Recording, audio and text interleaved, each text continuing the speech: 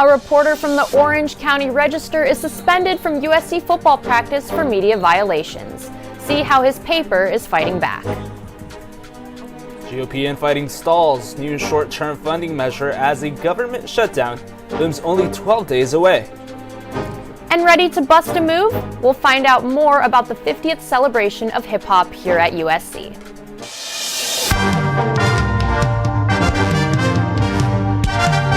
Annenberg TV News is next. Orange County Register. A reporter is fighting back against his 2-week suspension after head coach Lincoln Riley said he violated the rules. Hi, I'm Jose Romo. I'm Hannah Abu-Al-Hajj. While the reporter and his paper deny any wrongdoing, Coach Riley says he's just protecting his players. Media here has been great partners in my 2 years here. I don't feel like we have, too many rules, too many policies, but the ones that we do have, we take them serious because my first job is not to, even though it is part of my job, it's not to the media, it's not to the fans, it's not to anybody else, it's to protecting our players. First of all, from my standpoint, the rules have to make sense, and the rules have to allow us to be able to do our jobs adequately. Basically, it's a matter of control. I'm not sure that they're necessary. Lincoln talked yesterday about protecting the players, and my response is, what are you protecting them from? The incident took place after practice when reporter Luca Evans overheard a conversation between two teammates prior to official media availability. Evans used information from that conversation in a published article.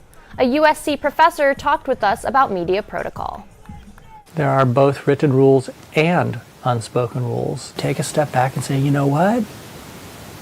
Wait a second, there are rules here. It's a warning sign from the perspective of SC to Luca Evans on the Register. They're saying, hey dudes, let's get your act together. We're saying to you, this is a relationship business. We don't like the way this relationship is going. Coach Riley said this isn't the first time Evans has been called out, but it is his first suspension. Evans will be officially allowed back in 2 weeks. Female leaders in the sports industry came to campus today, sharing their knowledge with students looking to get into the field of sports. Relationships are the most important thing that you have. They're like a currency. Think about what excites you, and that's what's going to help guide you as you're taking your classes as well. Aside from internships, just currently as I keep growing, to just be open-minded and find ways to keep growing and just be innovative. The six female leaders. I loved it. Every woman up there was super confident, and it just reminded me that to present myself is the biggest thing. The 6 females on the women panel presented sports media companies from the LA Rams to the LA 28 Olympics to athletes and students here at USC. The panelists also advised students to introduce themselves to people in the sports industry via LinkedIn. Asking for a short phone call or Zoom can be a good way to make a connection. The Department of Defense is giving USC a huge check for its Microelectronics Hub. The almost $27 million grant comes from President Biden's CHIPS and Science Act. In a statement, President Carol Folt said, quote, "Our united effort will tackle everything from cybersecurity to climate change. It's USC's privilege to be leading and collaborating with the powerhouse universities and industry in Southern California." The USC Innovation Hub includes several California universities, including UCSB, UCLA, Pasadena City College, and Caltech.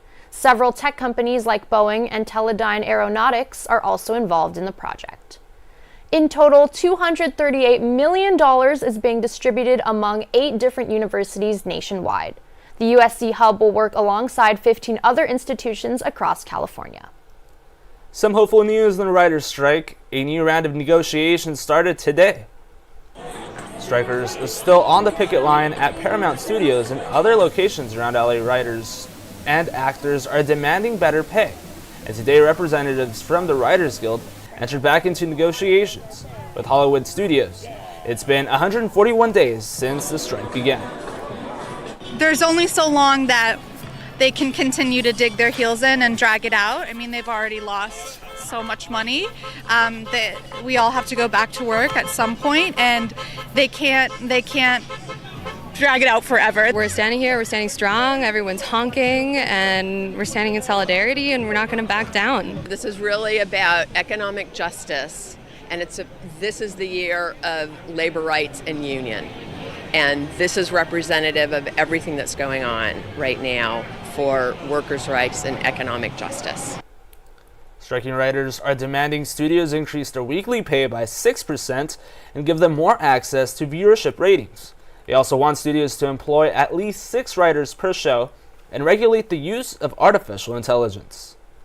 WGA leaders say it could be a few days before more information about next steps. The studios aren't releasing any information just yet. Annenberg Media will continue to cover this developing story. Let's go now to Michael Mellinger for the latest developments in the case of that LA Sheriff's deputy killed on duty. Michael, what can you tell us?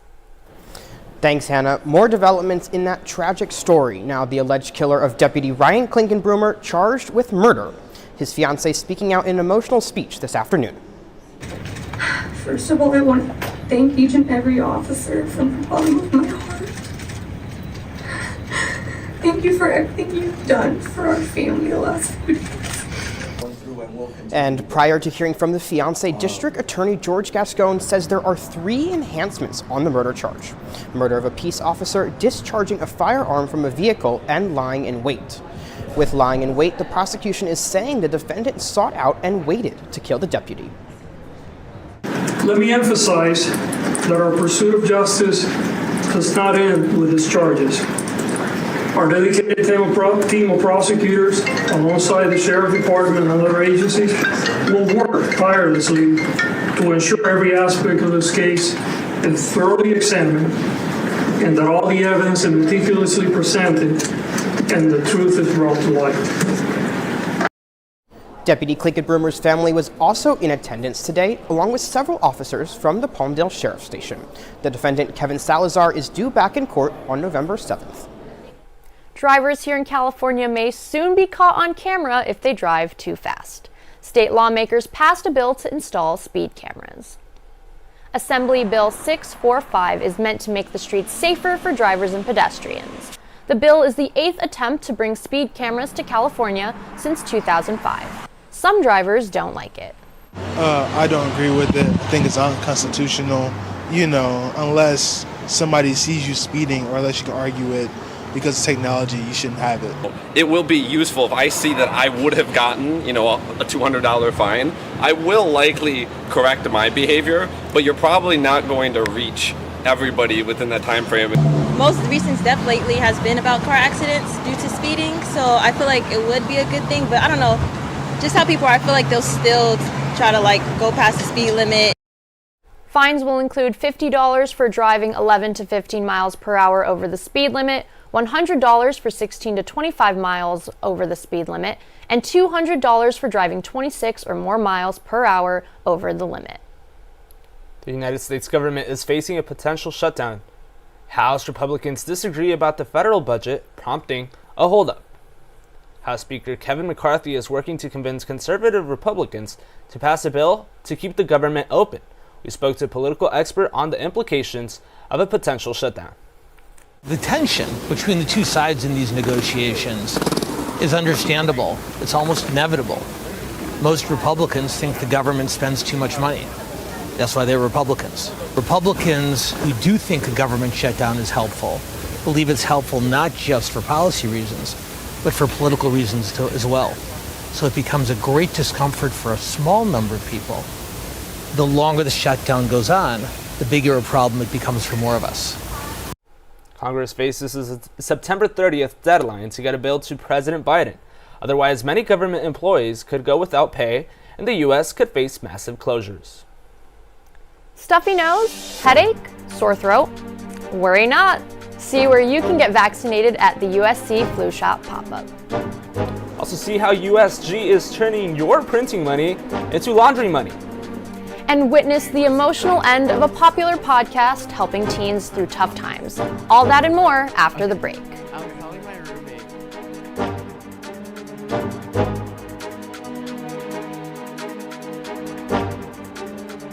Fushigi!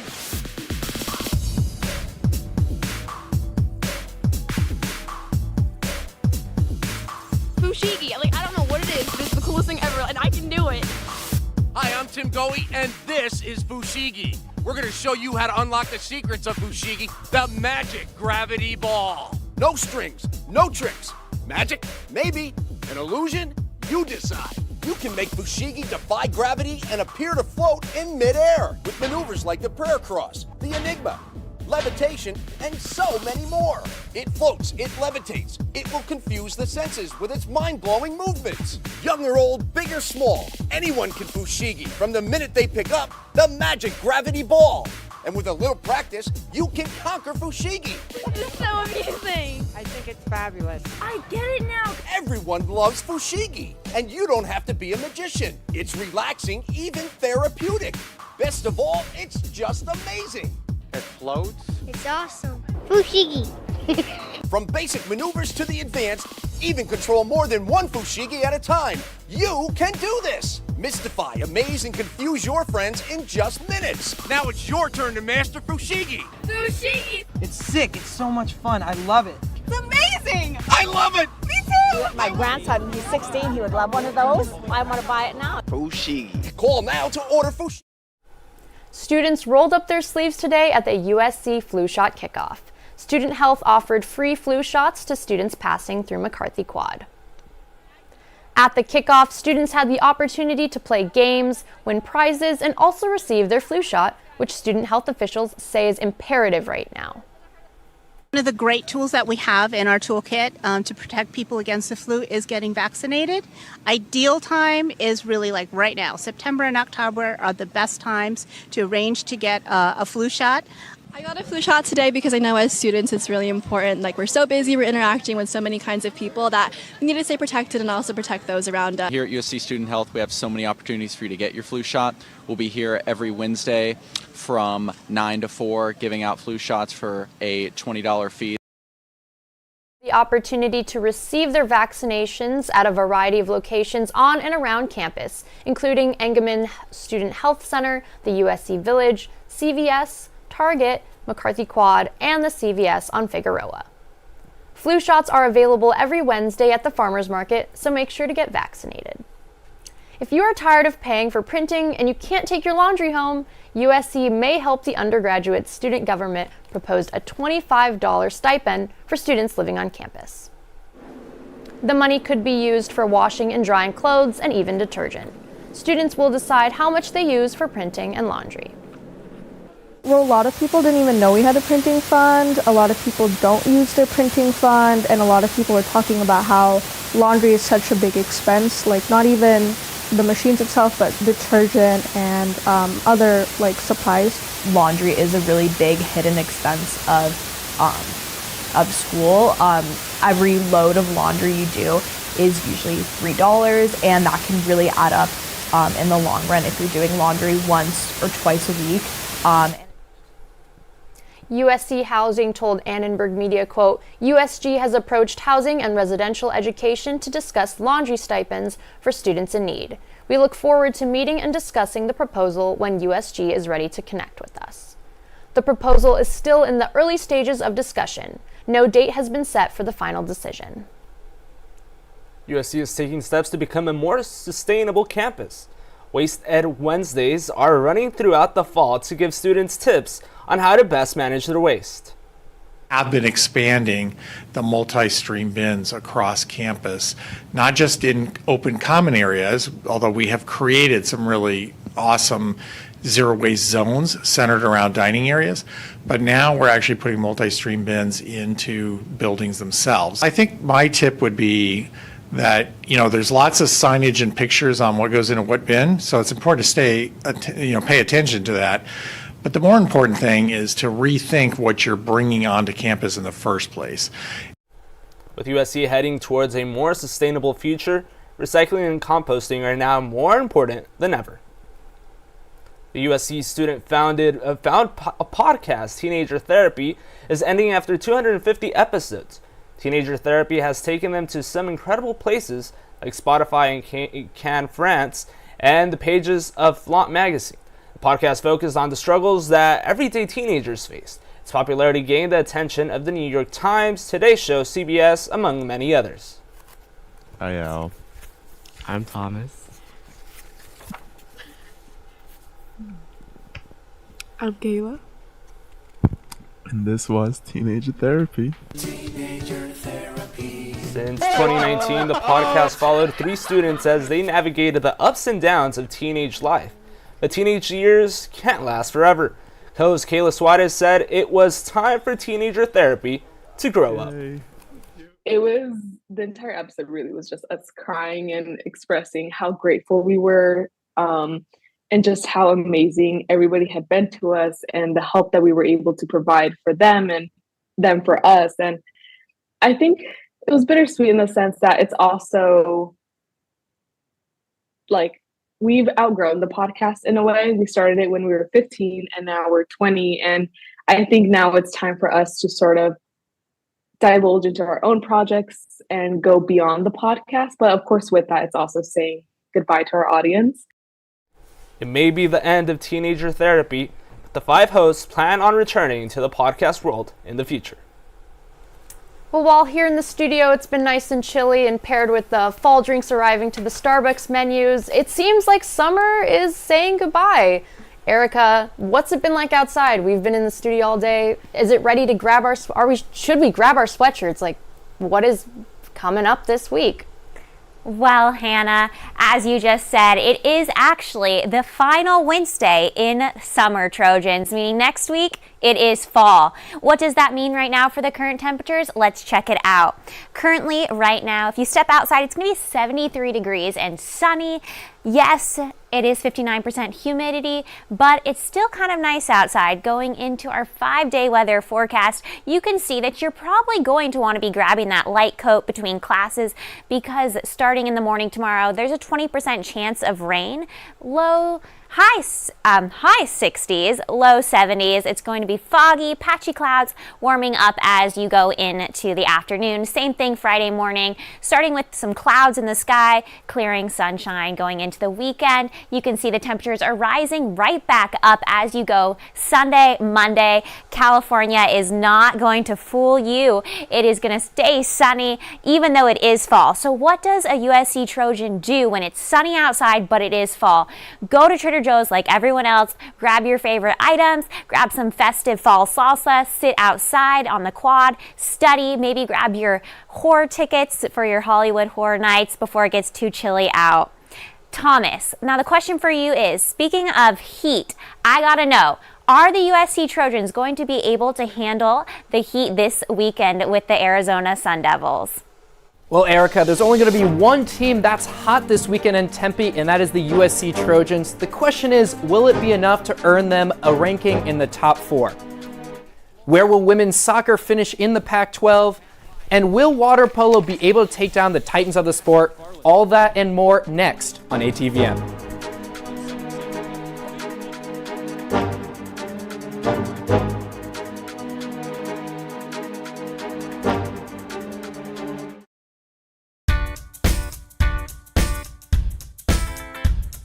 I'm working for an hourly wage. I went to high school, didn't do great. Still, I gotta make more cash. More education is what I'm looking at. When I get a degree, I will make a bigger salary. So now I've got to see which college is right for me. I went on the internet and found Education Connection. I took some free tests to find out my direction. I'm taking my classes online, getting my degree on my own time. Education Connection matched me with the right college for free. Get connected for free with Education Connection. Get connected for free with Education Connection. Log on now and get your free success kit worth $100. Log on now to educationconnectiontv.com. That's educationconnectiontv.com. There's a new pet. Chia. Chia Pet, the pottery that grows. It's fun and easy. Soak your chia, spread the seeds, keep it watered, and watch it grow. And now grow a whole collection of fun with chia teddy bears, puppies, kittens, rams, bulls. There's even a chia tree to keep your pets company. Chia Pets and Trees, the pottery that grows. The Chia Pet and Chia Tree are available at Kmart, Rite Aid, Ames, and Woolworth. Makes a great gift. Happy Wednesday and welcome back to ATVN Sports. I'm Thomas Johnson. And I'm Alex Bedkin. USC football is all set to head down to the desert this weekend. The number 5 ranked Trojans face off against familiar Pac-12 foe Arizona State in Tempe. ASU is in search for answers following a dismal 29-0 loss to Fresno State. The Sun Devils' offense was anemic, playing 3 different quarterbacks and throwing 5 interceptions total. With quarterback play a huge question mark for the Sun Devils, it could be difficult for ASU to match tempo with Caleb Williams in the electric Trojan offense. The Trojans are hoping for a big performance this week in order to crack the top 4. They currently sit at 5th in the polls behind Georgia, Michigan, Texas, and Florida State. So Thomas, what do you think USC needs to do coming into the week to break the top 4? Well, look, Alex, it's all reliant on this USC defense. They've been playing well so far. They're only allowing 17.3 points per game. But look, that's not going to hold up. We saw that happen last year. They played. I'm expecting the USC defense, that USC defensive line specifically, they need to get in the backfield and wreak havoc. They have 8 sacks on the year. Solomon Byrd, Jamil Muhammad, those are the big guys up there. But look, it's not only USC that factors in here. There are a couple teams that might play spoiler. Right. So one of those teams is the Texas Longhorns. And Texas is a very finicky team. You know, they have games like they had against Alabama. They go in, hostile environment, Bryant-Denny Stadium. It's loud, it's rocking, it's SEC big-time football. They've made a statement. They look great.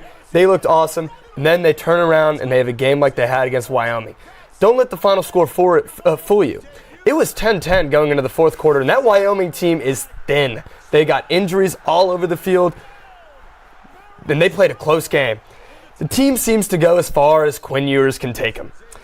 If Quinn Ewers plays good, Texas plays good. If Quinn Ewers plays like he did against Wyoming, only passing for 131 total yards, then Texas is not going to play well. You know, their offense relies on him.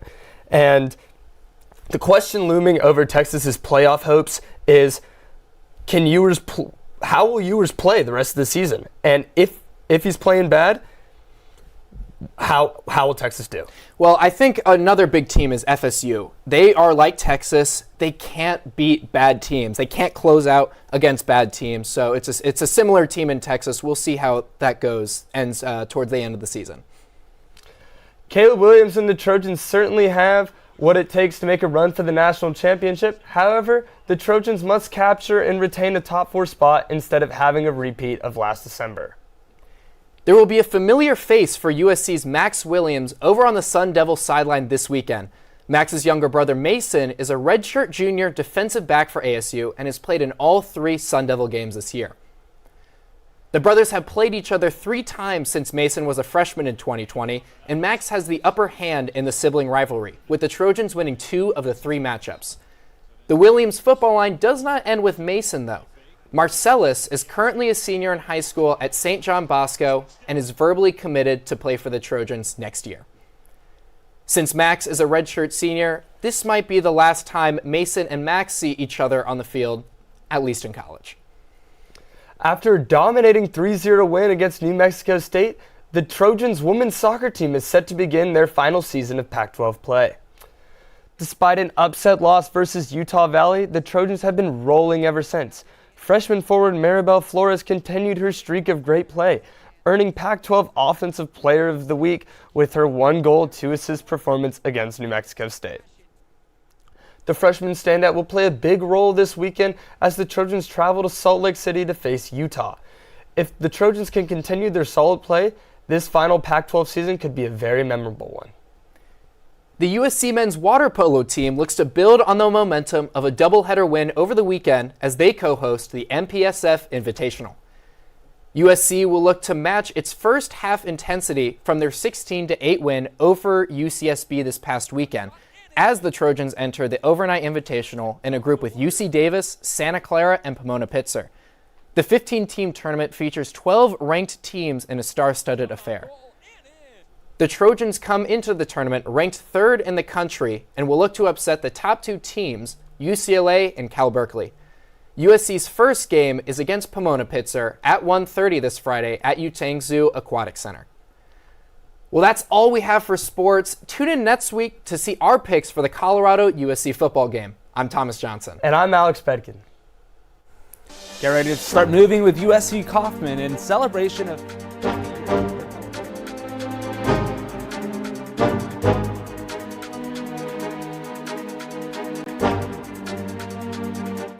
I've replaced your shoelaces with fruit by the foot.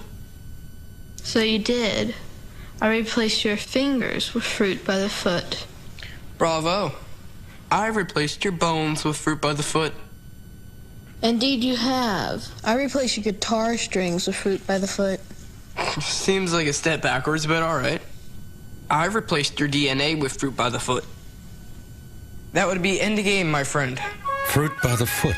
Fruit-flavored snack. Are you guilty of driving while talking on your cell phone? Hi, Billy Mays here for the Jupiter Jack. The most convenient hands-free device for any cell phone, guaranteed. Plug it into any phone and mount it on the dash. Preset your radio to 99.3 FM and you're ready to go. Jupiter Jack transmits quality sound through the speakers in your car. Instead of hearing music, you hear the other person. No plugs, no wires, no hands. Call now and get the Jupiter Jack for just $40. Order right now and we'll cut the price in half. You'll get the Jupiter Jack for only $19.99. As a bonus, we'll also include the Jupiter Jack phone mount. It mounts easily and adjusts to fit any shape or size phone. Just pay separate shipping and handling. That means you get the Jupiter Jack and the phone mount, a huge value, all for just $19.99.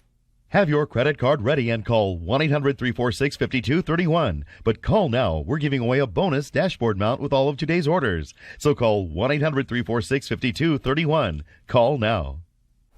If you're looking to get your groove on, tonight is the start of a 3-day celebration of 50 years of hip-hop dance. These festivities are being hosted by the USC Gloria Kaufman School of Dance, and we had the chance to sit down with hip-hop dance professor Monsell Durden to ask him about the events and dance moves we can expect to see. Professor, thank you for joining me today. Thank you for having me. It's a pleasure to be here. So I was wondering, what do you feel is the significance of celebrating the legacy of hip-hop dance and culture? So, a few things actually.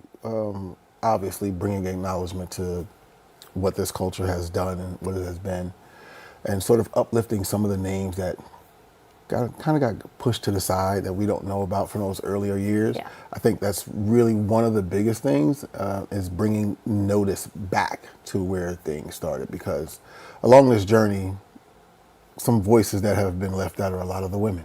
Yeah. And so I think this is a really good opportunity, one, to focus on dance and just kind of showing where we've come from and where we're going now. Hip hop has introduced itself to these other countries and saying, no, you as an individual are important. You have a voice. You should express yourself. And so people are being inspired by something.